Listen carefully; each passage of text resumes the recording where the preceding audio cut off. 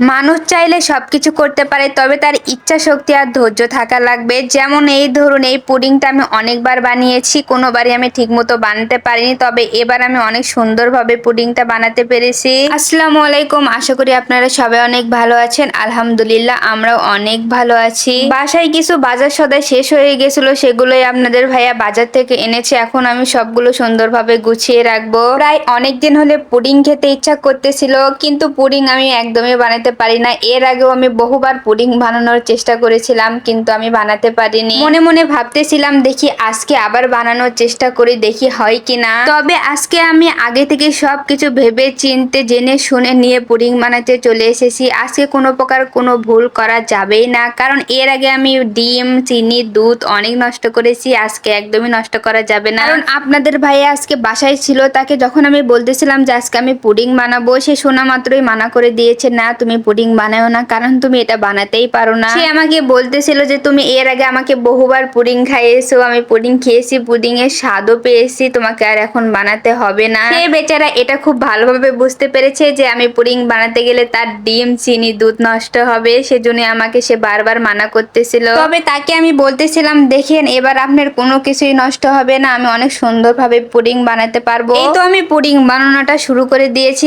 আজকে পুডিং আমি 2টা ডিম, হাফ কেজি দুধ দিয়ে বানাবো। ডিম দুধের যে দাম ভাইরে ভাই, কোনোভাবে এগুলো নষ্ট করা যাবে না। ডিম, দুধ আর চিনি একসাথে ভালোভাবে মিশিয়ে আমি রেখে দিয়ে এখানে আমি ক্যারামেল বানাতে চলে এসেছি। আজকে এই ক্যারামেলটা বানাতে এসে আমার সে আগের কথা মনে পড়ে যাচ্ছিল, যখন আমি প্রথমবার পুডিং বানাতে এসেছিলাম। ক্যারামেল বানাতে গিয়ে আমি 1 কাপ চিনি নিয়েছিলাম, তার ভিতরে 1 কাপ পানি দিয়ে দিয়েছিলাম। পানি যখনই শুকিয়ে যায় শেষে দেখা যায় চিনি হয়ে যায়, আবার ক্যারামেল হয় না। চিনি গলাতেই পারিনি। আর আজকে আমি কত সুন্দর ক্যারামেল বানিয়ে নিলাম। সেই দিনকের ভুল ছিল আমার যে চিনির ভিতরে পানি দেওয়া। ক্যারামেল বানাতে গেলে চিনির ভিতরে কোনো প্রকার পানি দেওয়া যাবে না, শুধু চিনিই দিতে হবে। আজকের পুডিংটা আমি রাইস কুকারে বানিয়ে নিব। প্রায় 50 মিনিট পর আমি এসে ঢাকনা খুলে দেখতেছিলাম আমার পুডিংটা হয়েছিল কিনা। আমি একটা শলা দিয়ে চেক করতেছিলাম, চেক করে দেখি যে এত সুন্দরভাবে পুডিংটা হয়েছে। পুডিংটা দেখে তো আপনাদের ভাইয়া পুরাই অবাক। আপনাদের ভাইকে আমি বলছিলাম যে মানুষের ইচ্ছা শক্তি আর ধৈর্য থাকলে তারা সবকিছু করতে পারে। কথাই আছে না,